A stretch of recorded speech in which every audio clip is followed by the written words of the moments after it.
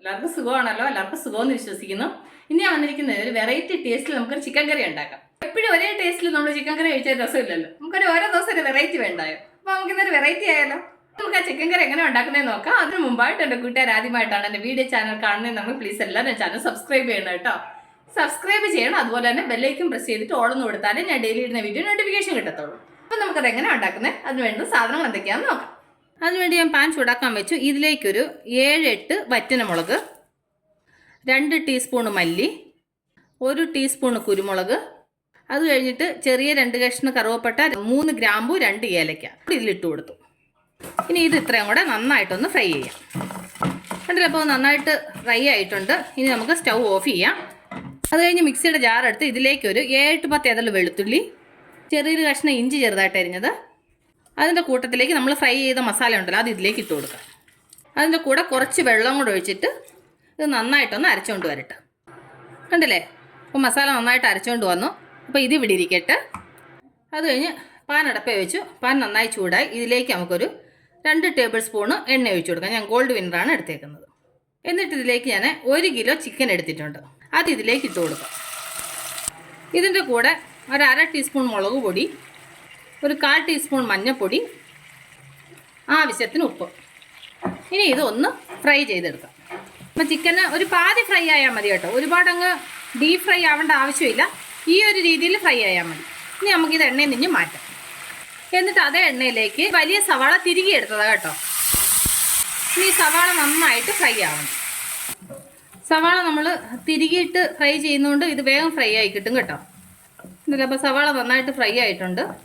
ഇനി നമുക്കിതിലേക്ക് ഞാനൊരു 2 ടീസ്പൂണ് മുളക് പൊടി എടുത്തിട്ടുണ്ട്. നിങ്ങൾ എരിവ് നോക്കി വേണം മുളക് പൊടി ചേർക്കാൻ. എനിക്ക് ഇത് കാശ്മീരി മുളക് പൊടി ആയതുകൊണ്ടാണ് ഞാൻ 2 ടീസ്പൂൺ എടുത്തത്. നമ്മൾ ആൾറെഡി വറുത്ത് അരച്ചിട്ടുണ്ട് മുളക്, അതുകൊണ്ട് എരിവ് നോക്കി വേണം മുളക് പൊടി ചേർക്കാൻ കേട്ടോ.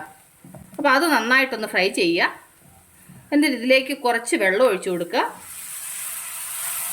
മസാല ഒന്ന് തിളക്കിയിട്ട് എന്നിട്ട് അതിൻ്റെ കൂടെ ഒരു 2 ടീസ്പൂണ് തൈര്, എന്നിട്ട് അതും കൂടെ ഇതിൻ്റെ കൂടെ നന്നായിട്ട് മിക്സ് ചെയ്യുക. നമ്മൾ ഈ ചിക്കൻ കറിക്ക് തക്കാളി ചേർക്കുന്നില്ല കേട്ടോ. അപ്പോൾ നമ്മൾ കുറച്ച് തൈരേ ഉപയോഗിച്ചിട്ടുള്ളൂ, അധികം തൈര് എടുത്തിട്ടില്ല. ഇതൊരു വെറൈറ്റി ടേസ്റ്റ് ആയിട്ടിരിക്കും. അപ്പം മസാല നന്നായിട്ട് എണ്ണ തെളിയുന്നുണ്ട്. ഇനി നമുക്ക് ഇതിലേക്ക് ഒരു 2 പച്ചമുളക് ചെറുതായിട്ട് അരിഞ്ഞത്, അത് കഴിഞ്ഞ് കുറച്ച് മല്ലിയില അത് ഇതിലേക്ക് ഇട്ട് കൊടുക്കാം. എന്നിട്ട് അതും കൂടി ഇതിൻ്റെ കൂടെ നന്നായിട്ട് മിക്സ് ചെയ്യുക.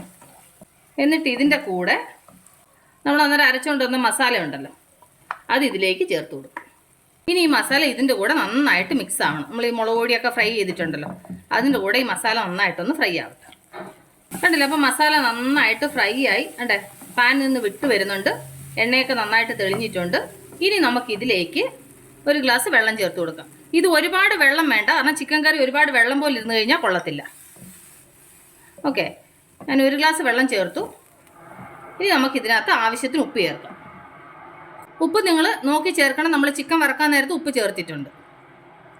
എന്നിട്ട് നന്നായിട്ട് മിക്സ് ചെയ്യുക. ഇനി ഇത് നന്നായിട്ടൊന്ന് തിളക്കട്ടെ. എന്നിട്ട് അപ്പോൾ അരപ്പ് നന്നായിട്ട് തിളച്ചിട്ടുണ്ട്, എണ്ണയൊക്കെ മുകളിലേക്ക് തെളിഞ്ഞ് വരുന്നുണ്ട്. ഇനി നമുക്കിതിലേക്ക് നമ്മൾ ഫ്രൈ ചെയ്ത ചിക്കൻ ഉണ്ടല്ലോ അത് ഇതിലേക്ക് ഇട്ട് കൊടുക്കാം. എന്നിട്ട് നന്നായിട്ടൊന്ന് മിക്സ് ചെയ്യുക. എന്നിട്ട് നിങ്ങൾ ഉപ്പ് നോക്കിക്കുക. ഉപ്പ് കുറവുണ്ടെന്നുണ്ടെങ്കിൽ ആവശ്യത്തിന് ഉപ്പ് ചേർത്ത് കൊടുക്കണം. എനിക്ക് ഉപ്പ് കറക്റ്റായിട്ടുണ്ട്. ഇനി നമുക്കിത് അടച്ച് വെച്ചിട്ട് ഒരു ലോ ഫ്ലെയിമിൽ ഒരു 5 മുതൽ 10 മിനിറ്റ് വരെ ഇത് നന്നായിട്ടൊന്ന് വേവിച്ചെടുക്കാം. അപ്പോൾ നമ്മുടെ ചിക്കൻ കറി റെഡിയായി നോക്കാം. കണ്ടില്ല, ഇടയ്ക്ക് ഞാൻ 1-2 പ്രാവശ്യം ഇളക്കി കൊടുത്തായിരുന്നു. എന്നിട്ട് എണ്ണയൊക്കെ തെളിഞ്ഞ് നന്നായിട്ട് ഗ്രേവിയൊക്കെ നല്ല തിക്ക് ഗ്രേവി ആയിട്ടുണ്ട്. ഇളക്കി കൊടുക്കാം. കണ്ടില്ലേ, ചിക്കൻ കറി വെള്ളം പോലെ ആയി കഴിഞ്ഞാൽ കൊള്ളത്തില്ല. ഇച്ചിരി തിക്കായിട്ടിരിക്കണം, എങ്കിലേ നല്ല ടേസ്റ്റ് ആയിട്ടിരിക്കത്തുള്ളൂ. കണ്ടില്ലേ, ഇനി നമുക്ക് ഇതിലേക്ക് കുറച്ച് മല്ലിയില ചേർത്ത് കൊടുക്കാം. എന്നിട്ട് നന്നായിട്ടൊന്ന് മിക്സ് ചെയ്യുക. ഇനി നമുക്ക് സ്റ്റൗ ഓഫ് ചെയ്യാം. അപ്പം എൻ്റെ കൂട്ടുകാർക്ക് ഞാൻ ഇന്നൊരു വെറൈറ്റി ടേസ്റ്റിൽ നിങ്ങളുമായിട്ട് ഷെയർ ചെയ്ത ഈ ചിക്കൻ കറി റെസിപ്പി നിങ്ങൾക്ക് എല്ലാവർക്കും ഇഷ്ടപ്പെട്ടാണെന്ന് വിശ്വസിക്കുന്നു. നിങ്ങളെല്ലാവരും ട്രൈ ചെയ്യണം കേട്ടോ. നിങ്ങളെല്ലാവരും ട്രൈ ചെയ്യണം. ട്രൈ ചെയ്ത് നിങ്ങൾക്ക് ഇഷ്ടപ്പെട്ടാൽ നിങ്ങളുടെ ഫ്രണ്ട്സിന് ഷെയർ ചെയ്യുക, ലൈക്ക് ചെയ്യുക, വാല്യുബിൾ കമൻറ്റ്സ് ഇടുക.